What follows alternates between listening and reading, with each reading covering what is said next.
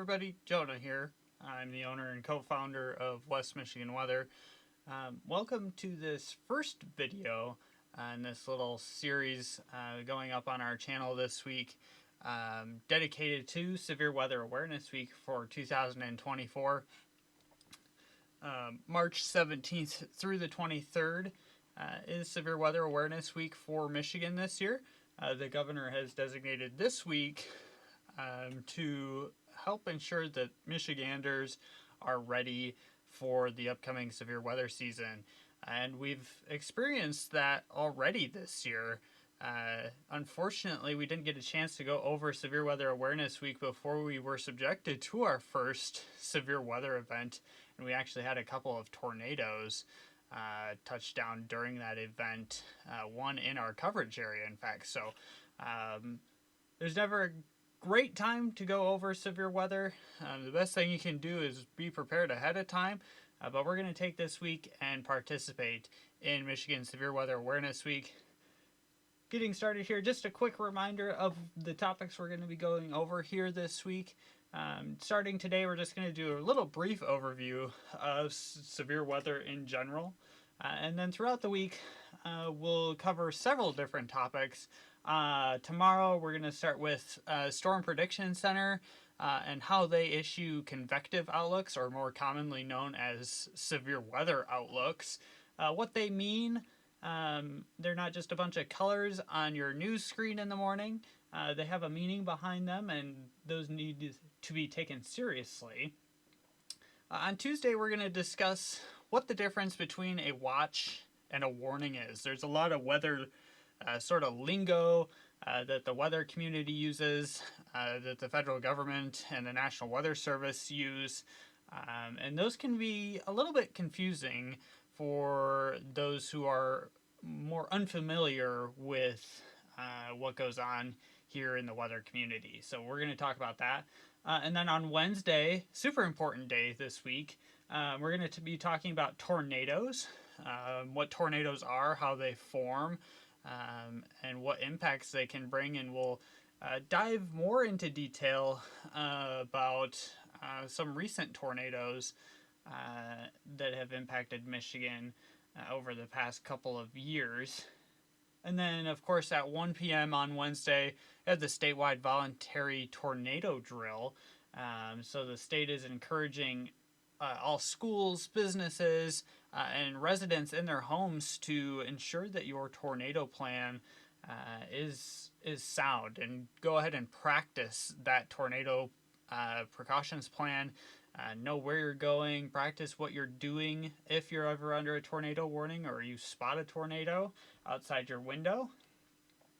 And then on Thursday, we'll talk about how to prepare for severe weather. So that'll kind of loop back on Wednesday a little bit in terms of talking about emergency preparedness for your storm shelter, for your car, and then just general preparation and awareness concerning severe weather. On Friday, we'll really dive into some other severe weather hazards, or things that often accompany severe weather hazards. For example, last year in August, during the August tornadoes, on August 24th, August 23rd and 24th were accompanied by severe weather threats, but more so with the by the heat. We had heat across the region approaching 100 degrees Fahrenheit. Some places even exceeded that, if I remember correctly. So excessive heat often accompanies severe weather, lightning, flash flooding. So we'll go ahead and talk about all of those things. And then on Saturday, we'll talk more about what to do and where to go when severe weather is already occurring. Right, at that point, it's too late to prepare for severe weather, so we need to discuss what we're doing as the event is ongoing. So that's where we're at for this week. Today, again, we're going to focus on severe weather and just do a broad overview of what severe weather is, how it can impact people, and then just a little bit of severe weather history for Michigan, and we'll dive into those things. So first of all, what is severe weather? Or what a better question is, what is a severe thunderstorm? So a severe thunderstorm is any storm that produces one or more of the following hazards. Damaging wind gusts of at least 58 miles per hour, a large hail of at least 1 inch or the size of a quarter in diameter. And then we'll talk about this in a minute, but a tornado, if a severe thunderstorm produces a tornado, that storm is then a severe thunderstorm as well. But we typically don't hear people referring to storms that produce tornadoes as severe thunderstorms. They get their own type of warning polygon. They get their own type of messaging, if you will, from the community. If there's a tornado that goes through the area, you're not going to hear your neighbors talking about, wow, that severe thunderstorm was really crazy. They're going to say, wow, that tornado was really crazy, right? So, but by definition, a severe thunderstorm is a tornado as well, or rather, a hazard of a severe thunderstorm can be a tornado. So even if there's not hail or damaging winds with a tornado, by definition, that storm is a severe thunderstorm. And then a lot of the time we hear that, wow, that storm has a lot of lightning, or there's some flooding ongoing. And while those things are true, they're not necessarily direct characteristics of severe thunderstorms.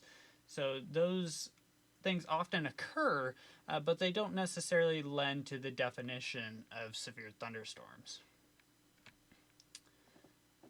Okay, so with that little brief definition out of the way, how can severe weather impact you and your neighbors and the community at large? So even the weakest of severe weather has the potential to be very dangerous. So in Michigan, a lot of the times we're not seeing outbreaks of severe weather like we do in Oklahoma or Kansas, Texas, those areas commonly referred to as Tornado Alley. We also then see much more marginal events, but even those have the potential to be dangerous and even life-threatening. So it's very important to take every severe weather risk seriously. Damaging winds can blow down trees, lawn furniture, utility poles, and the strongest winds, and we'll talk about the Great Lakes serial derecho here in a little bit that occurred several years ago, but we'll talk about that in a little bit. The strongest winds can approach or even exceed tornado strength and propel life-threatening debris through the air. And then, of course, large hailstones. If you've ever had a hailstorm over your house, you often have roof damage, maybe some vehicle damage, shattered windows, stuff like that. And then larger hailstones, and even the small ones, can pose an injury or even a life threat to people and animals that are outside. And then, of course, tornadoes obviously cause millions of dollars in property damage.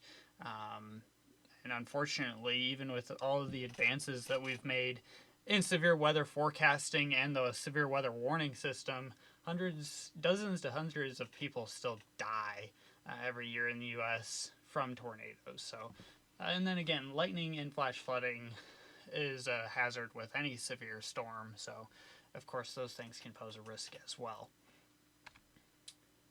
So we'll talk more about this on Tuesday,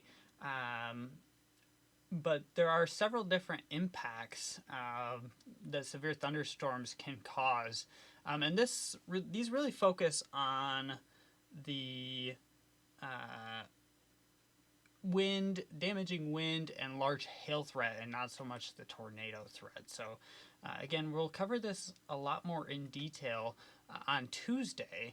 But just very quickly, there's sort of three levels of impacts that a severe thunderstorm can cause. And those impacts obviously should often prompt the issuance of a severe thunderstorm warning. And those have three different tags, if you will. Each category here is referred to as a tag. So you have your standard warning, which is a standard severe thunderstorm warning, and that's for any damaging wind gusts between 58 and 70 miles an hour, and or damaging hailstones up to $50 coin size in diameter. moving up from there, you have a considerable tag. So this is sort of the middle tier of severe thunderstorm warnings. And this is for any damaging wind gusts between 70 and 80 miles per hour, or any damaging hailstone up to 2.5 inches in diameter. So that's just under the size of a baseball. And here you see a lot more considerable damage to buildings, vehicles. There's a lot more of an injury threat associated with this type of severe thunderstorm. So this is definitely one to take very seriously. Consider moving into a basement or something like that if a considerable tag warning is issued for your area. And then finally, you have a destructive tag. And this is where the storm starts to really become life-threatening. We can see damaging wind gusts over 80 miles an hour, even wind gusts that are approaching tornado wind speeds, tornado-like wind speeds, and then hailstones greater than baseball size. So hazards with this, you're looking at flying debris potentially, mobile homes being blown off their foundations. We saw this just less than a mile from the West Michigan Weather Headquarters back in 2020. So this is definitely a life-threatening situation. This triggers the wireless emergency alerts on your phone. So if you ever get a severe thunderstorm warning on your phone and it does that, Amber Alert tones, if you will, but it says severe thunderstorm warning, is definitely a life-threatening situation and something to take very seriously. So, and then to wrap up today, we're just going to kind of dive into some notable severe weather historical events that have occurred in Michigan and the Great Lakes region over the past several years. And the phrase we often hear, especially when severe weather forecasts turn out to be wrong, or they don't verify, or they only verify locally. The thing we always hear is, well, they got it wrong again, or it can't happen to me, or every time we're forecasting severe weather, it never happens, etc., etc. And that's not necessarily true. Just because you don't see impacts in your area, or we see lesser impacts than what we were forecasting, or the thunderstorms never even developed, doesn't necessarily mean that it can't happen to us. And we're going to dive into some examples of that here right now. So it's been several years, several decades even, since we had the last violent tornado impact Michigan. We had an EF3 up in Gaylord a couple of years ago, but before that, the last really significant tornado or violent tornado was the Hudsonville-Lakeview EF4 that occurred during the Palm Sunday tornado outbreak of April 1965. And there's an image there of the tornado on the ground in Michigan and some of the damage that it caused afterwards. And these images are courtesy of the Storm Prediction Center Historical Archives. After that, we have it's not a tornado event. This is the Great Lakes serial derecho of May 30 and May 31st of 1998. It started all the way over in Iowa and went through Minnesota and Wisconsin, and then crossed over Lake Michigan. And western lower Michigan actually saw the most significant impacts of this entire event. And we're going to watch this radar loop here. This is the NEXRAD Doppler radar of this event. And the big red boxes are tornado watches. The smaller yellow boxes that'll start to pop up are severe thunderstorm warnings. And then the smaller red boxes are actually tornado warnings. And we'll just watch the evolution of this complex of storms as it evolves into a derecho. And then you can see they're popping up graphics of the various wind speeds that were recorded as a result of this derecho. And here we go. So we'll talk about this graphic down here here in a little bit, we'll really dive into it or give you a closer view of that. But just watch this complex of storms as it moves across the Midwest here and into the Great Lakes region. So we've got a very tight precipitation gradient here, and we'll really start to see this storm take on a bow shape.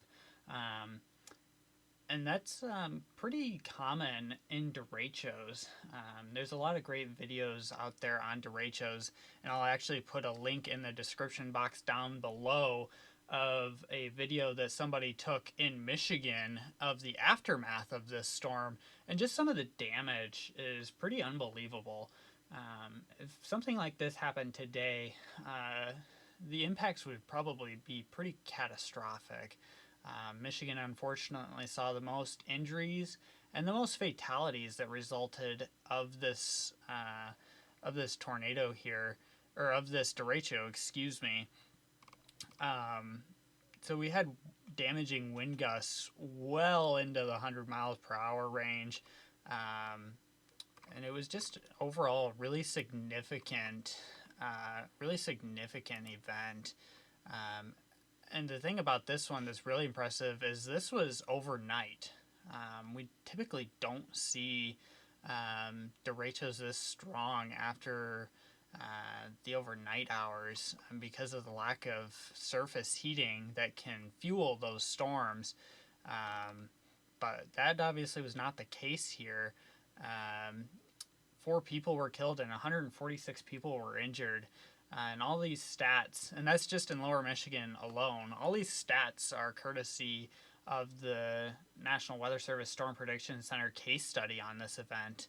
And we'll include all these links down in the description below. But we'll just watch this conglomeration of storms really start to get well defined. You can see there we're starting to get a nice bow shape there, really tight precip gradient, no precipitation out in front. And then we'll just see, bam, just gets hammered. West Michigan just gets hammered. And several counties were upgraded to a federal disaster area as a result of this event. So, and then this is a national scale view of the progression of this. So here we see it moving into Wisconsin.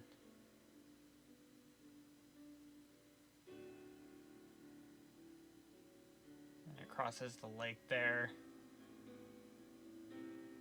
Just hammers Michigan there.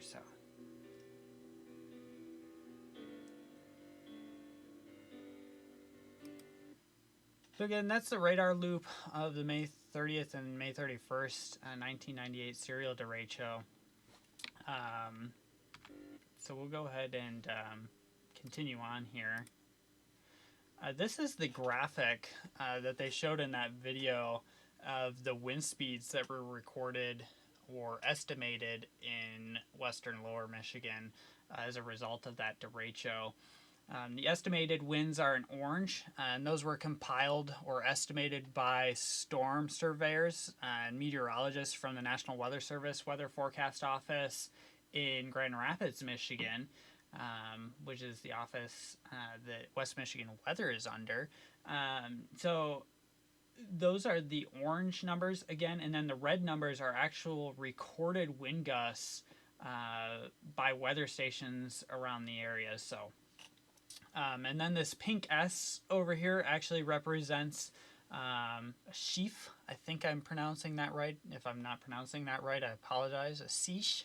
And that was essentially a little wind-blown tidal wave, essentially, that impacted the West Michigan shoreline there. The wind was so strong blowing over the lake that it actually blew wave up into western Muskegon County.